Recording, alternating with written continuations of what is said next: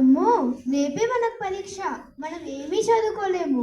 ఒక పని చేద్దాం, కాపీ చేద్దాం.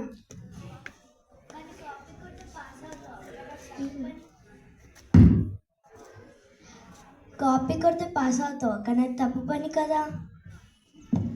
ఒకసారి చేస్తే మన అవుతుందా? అందరు చేసే పని కదా అది.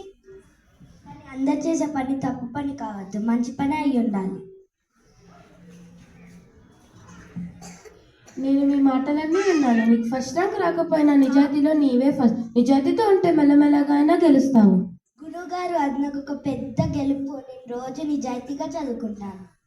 డబ్బులే నిజమైన సంపద కాదు నాన్న, మన నిజాయితీయే నిజమైన సంపద. అలాగే అమ్మా.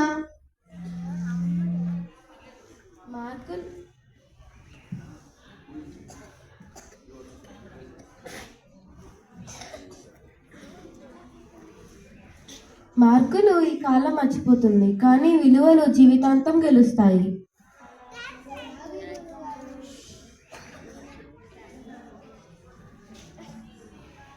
మంచి విలువలే మంచి భవిష్యత్తు. నిజాయితీ, నమ్మకం, మంచి విలువలే మన భవిష్యత్తు. ధన్యవాదాలు.